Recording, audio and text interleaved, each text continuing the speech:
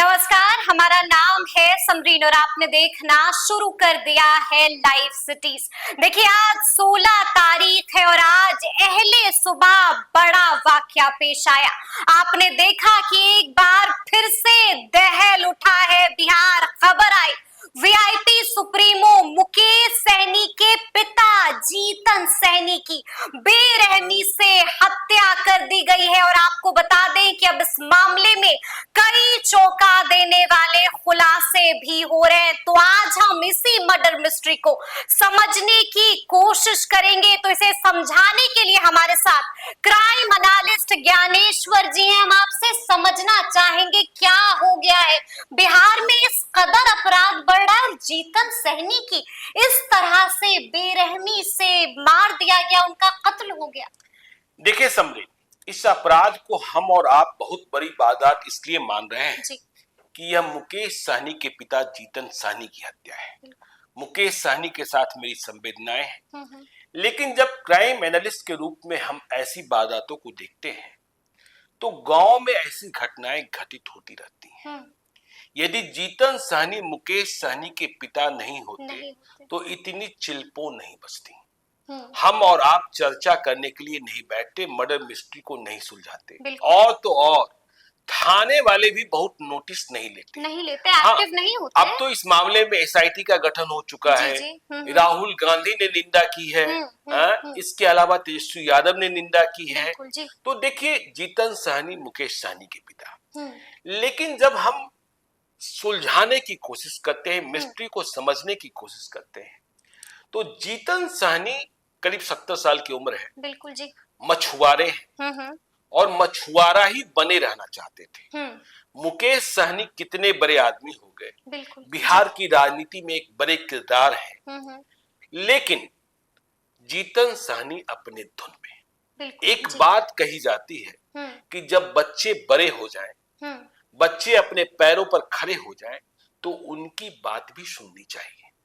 लेकिन जीतन सहनी मुकेश सहनी की बात नहीं सुनते थे। हाँ, मुकेश सहनी ने कई बार कोशिश की कि पिताजी साथ में रहे, लेकिन उन्हें गांव ही अच्छा लगता था। और तो और जानिए कि मुकेश सहनी ने अपने गांव जो सौर बाजार है बिरौल थाना क्षेत्र में, वहां एक आलीशान बंगला बनवाया जिसे कुछ लोग व्हाइट हाउस भी कहते थे। लेकिन पिताजी उस व्हाइट हाउस में भी रहने नहीं गए, उसी कैंपस में दूसरे पुराने वाले मकान में रहते रहे। और जो हत्या हुई है जिस घर में, वह दूसरा निर्माणाधीन घर है। दोनों की दूरी 15 मीटर, सिर्फ 15 मीटर। अकेले रहते थे। इधर के दिनों में उन्होंने खाना बनाने वाले को भी हटा दिया था, कुक को हटा दिया। स्वयं ही खाना बनाते थे। और दिनचर्या ये थी कि रात को 10 साढ़े 10 बजे सो जाते थे और सुबह में 2:30-3 बजे जाग जाते थे। 2:30-3 बजे जाग जाते थे जी। और देखिए हिस्ट पुस्ट थे। और जिस तरीके से हत्या हुई है, हमने डेड बॉडी की तस्वीरें देखी, हमने कमरे में दीवारों पर खून के छींटे देखे। बहुत निर्ममता से मारा गया है। चाकुओं के जो बार है वह बहुत निर्दयी तरीके के बार है। और जब हम ऐसी वारदात को एनालाइज करते हैं, उसके तह में जाने की कोशिश करते हैं, तो खास किस्म का गिरोह सामने आता है जिसे छुरेबाजी में, चाकूबाजी में महारत हासिल है। और यह खास प्रजाति भी है। देखिए अब जब इसकी शुरुआत हम करते हैं, कड़ी से कड़ी जोड़ते हैं जी। कि पिताजी रात को 10 बजे सोने चले गए। ठीक है। उसके पहले वो कई लोगों के साथ बैठे हुए थे। तो बड़ा सवाल यह पैदा होता है कि वह किन लोगों के साथ बैठे, कौन थे वो लोग? हाँ ठीक है, इस पर आगे भी आते हैं। लेकिन जीतन सहनी की हत्या हो गई, यह खबर कैसे मिली? सबसे पहले इसको समझना आवश्यक है। तो वो रात को सो गए या जो भी हुआ, भीतर से दरवाजा बंद था।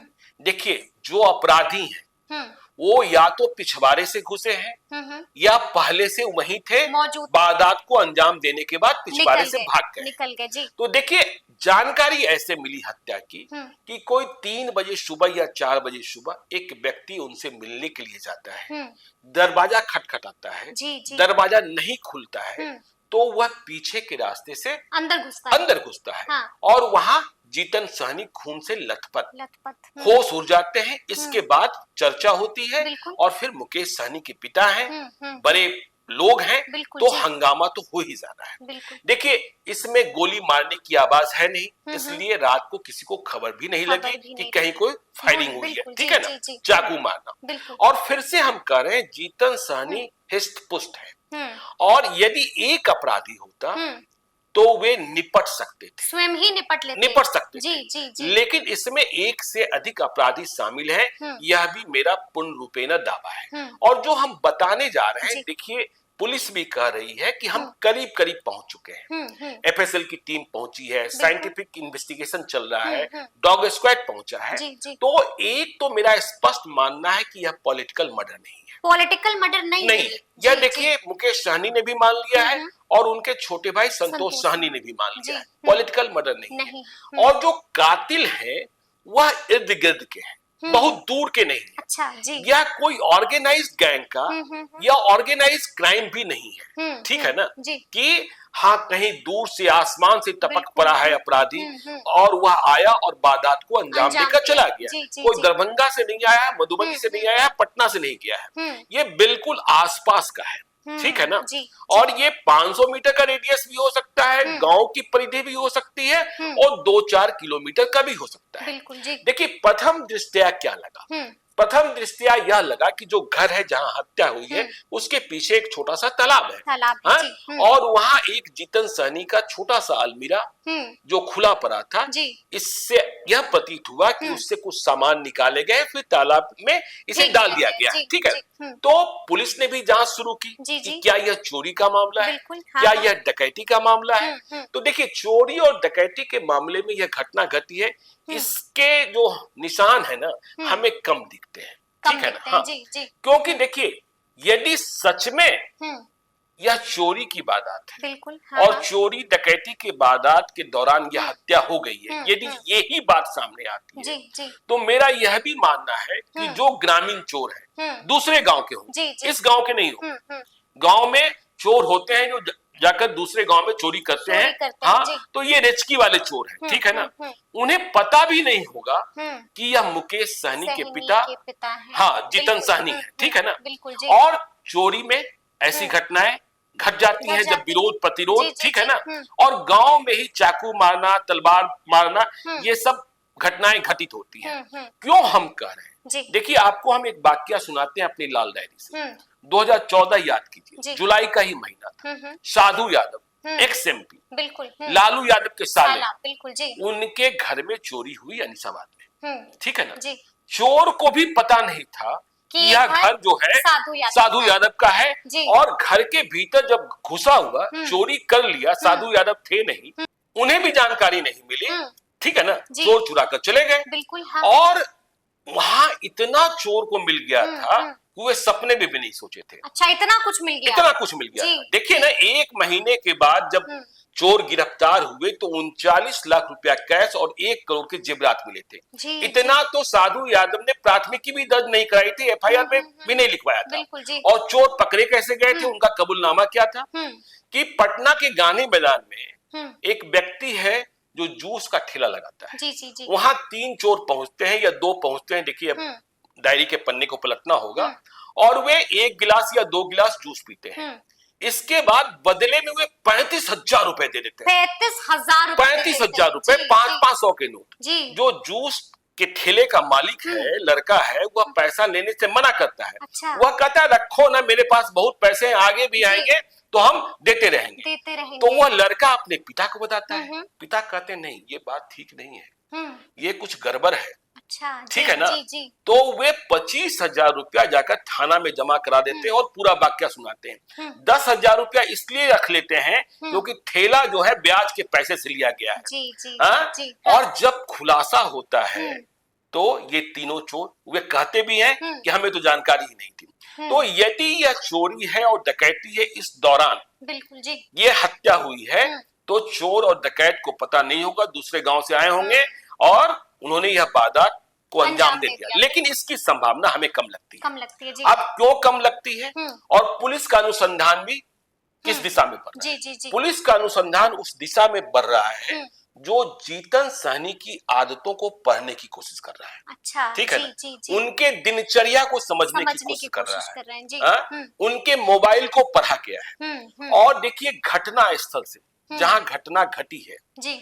यह बात जानकारी मिली है कि जीतन सहनी रोज रात को कई लोगों के साथ संगत पंगत करते थे। कई लोगों के साथ संगत पंगत करते थे। 3 गिलास भी मिले हैं। जी, बिल्कुल। इसका मतलब कल रात को वहां 3 लोग मौजूद थे। एफएसएल की टीम उन तीनों गिलास को ले गई है। जी। इस गिलास में क्या था क्या नहीं था इस पर हम कोई टिप्पणी नहीं कर रहे हैं। इसे पुलिस के हिस्से हम छोड़ दे रहे हैं कि पुलिस अनुसंधान करके बताए, अपराधियों की पहचान करके बताए। तो 3 लोग वहां थे। तो ये 3 लोग कौन थे? एक गिलास हम मानते हैं जीतन सहनी का होगा। बिल्कुल। 2 और कौन थे? 2 गिलास और कौन थे? जी, जी, जी, और वहां कल रात कितने लोगों का जमावड़ा था? ठीक है ना? देखिए मुझे इस बात की संभावना अधिक दिखती है कि जो कातिल है वह जाने पहचाने हैं। कातिल जाने पहचाने हैं। जी, जी। और इसलिए उन्होंने इतनी निर्ममता से मारा कि वे जिंदा न रहे, जब मर गए तभी वे भागे हैं। ठीक है ना? देखिए घर के भीतर कोई सीसीटीवी नहीं है, बाहर में भी सीसीटीवी नहीं था। दूसरा कुछ सीसीटीवी है दूरी पर जिससे कुछ निशानदेही प्राप्त करने की कोशिश की जा रही है। कुछ मोटरसाइकिल्स भी दिखाई पड़ रहे हैं। तो देखिए 3 गिलास और ये जो जानकारी है कि रोज उनके यहाँ बैठकी लगती थी। तो पहले तो सबसे पहले इसका पता किया जाना है कि वे 2 लोग कौन थे। बिल्कुल, बिल्कुल। इन 2 लोगों के पहले भी वहां क्या लोग थे? देखिए कई तरीके की चर्चा है। देखिए गांव में जब आप बड़े आदमी हो जाते हैं, आपके पास पैसा हो जाता है और देखिए मछुआरा है जी। यदि आप दरभंगा, मधुबनी और उन इलाकों में चलेंगे तो तालाब को लेकर भी बहुत विवाद होता है। अच्छा जी, बिल्कुल। ठीक है ना? मछली मारने को लेकर बहुत विवाद होता है। और जीतन सहनी को मछली पालन से और मछली के कारोबार से बहुत प्रेम था। इसलिए वे कभी बेटा के साथ नहीं गए। हाँ, बेटे के पॉलिटिकल करियर से भी उनका कोई नाता वास्ता नहीं था।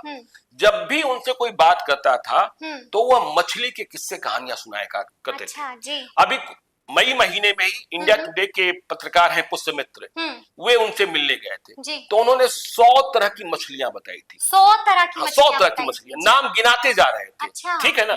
और यह भी बताया किस तरीके से 19 मन मतलब करीब करीब 800 किलो की मछली मारी थी। 800 किलो की मछली मारी थी जी। करीब करीब 800 किलो की मछली मारी थी। और फिर कैसे किन लोगों के सहयोग से उस जमाने में टायर और ये इस टाइप की गाड़ियां चला करती थी, बैलगाड़ी, उससे लाद कर बाजार ले जाया गया था। तो जीतन सहनी अपने धुन में थे। बिल्कुल। तो उनके यहाँ जो बैठकी है यह महत्वपूर्ण है। और जो हमने कहा कि चाकू मारने की बात, चाकू मारने की वारदात को अंजाम खास प्रजाति के अपराधी देते हैं। बिल्कुल। ठीक है ना? देखिए पुलिस उधर बढ़ रही है और इनकी संगत पंगत के प्रत्येक व्यक्ति की पहचान की जा रही है। यह भी पता किया जा रहा है कि देखिए क्या वे सच में जब उनके पास पैसा था तो क्या वे ब्याज पर पैसा लगाते थे? बिल्कुल। इंटरेस्ट पर। जी, जी, जी। यदि ब्याज पर पैसा लगाते थे जैसा ग्रामीण कह रहे हैं तो ब्याज पर किन लोगों ने पैसा ले रखा था? जी। उनके मोबाइल को पढ़ने की कोशिश की जा रही है कि उनके मोबाइल से किन किन लोगों की बातचीत। देखिए वैसे संतोष सहनी जो मुकेश सहनी के छोटे भाई हैं, जीतन सहनी के छोटे बेटे हैं, उन्होंने आज हमें और आपको बताया, मतलब मीडिया हाउसेस को बताया कि कल रात 8 बजे पिताजी से बातचीत हुई थी। आखिरी बार बातचीत हुई थी। उन्होंने आने जाने के बारे में पूछा था, लेकिन सुबह तो हत्या की खबर आ गई। हत्या की खबर आ गई। और हत्या किस तरीके से की गई है तो देखिए पाताल लोक से आया हुआ अपराधी नहीं है। ठीक है ना? तो इसलिए जो उनके साथ बैठने वाले लोग थे जी, जिनके साथ उनका कारोबारी रिश्ता था, जिनके साथ उनका तालाब का रिश्ता था, उन सभी के इर्द गिर्द पुलिस मंडरा रही। ठीक है ना? देखिए 2 लोग हिरासत में लिए गए। फिर हम कह रहे हैं चाकू मारने वाले लोग खास प्रजाति के अपराधी होते हैं और उनकी महारत इसमें हासिल होती है। ठीक है ना? और जिस तरीके से चाकूबाजी हुई है, जिस तरीके से छुरेबाजी की गई है, वह सामान्य किस्म का अपराधी। और आपको हम यह भी कह रहे हैं कि जिस अपराधी ने मारा है जी, वह नशे में रहा होगा। नशे में रहा होगा। नशे में रहा, होश में नहीं होगा। हाँ बिल्कुल। जिस तरीके आप डेड बॉडी देखिए ना, डेड बॉडी देखिए ना, कोई नहीं देख पाएगा, हम तो दिखा ही नहीं सकते अपने दर्शकों को। मैं खुद देख नहीं पा रहा था। कमजोर दिल वाले तो बिल्कुल ना देखें। बिल्कुल कमजोर, लेकिन दिखा भी नहीं सकते हम और देखना भी नहीं चाहिए, ठीक है ना। जितना विवश है वह नशे में रहा होगा और दे चाकू वह मारता गया होगा और किस तरीके से वह छटपटाए होंगे। देखिए पहले चाकू में तो वह तो सतर्क ही हो गए होंगे, लेकिन निपट नहीं सकते थे। तो 2 है, 3 है, 4 है। और यह भी सही है कि जो अपराधी हैं उन्हें घर के बारे में सब कुछ पता है, सब कुछ पता है। हाँ बिल्कुल ठीक है ना। दरवाजा बंद मिला, इसका मतलब पीछे के रास्ते से प्रवेश करके गए या पहले से वहां से मौजूद थे, बिल्कुल, या पहले से वहां से वहां मौजूद थे। जी। तो देखिए मुकेश सहनी के पिता की हत्या एक बड़ी बात, लेकिन ऐसी बात गांव में होती रहती है और किसी के कानों पर चू भी नहीं रेंगती है। आज मुकेश सहनी के पिता की हत्या हो गई, मुकेश सहनी के साथ मेरी संवेदनाएं फिर से है, लेकिन अपराधी दूर का नहीं है। अपराधी गांव का है, गांव के आसपास का है और जिसका रिश्ता पहले से या उसके कारण दूसरे का रिश्ता, ठीक है ना। बिल्कुल हाँ। यदि कोई विवाद है तो दूसरे के बदले तीसरे ने मारा है, यह बात भी सही है। लेकिन जीतन सहनी मारने वाले को जानते होंगे, मारने वाला जीतन सहनी को जानता होगा और गिलास का कोई न कोई संबंध तो है समृद्ध। चलिए देखिए, बड़ी बात कह दी है ज्ञानेश्वर जी ने, बता दिया है कि क्या कुछ हो सकता है।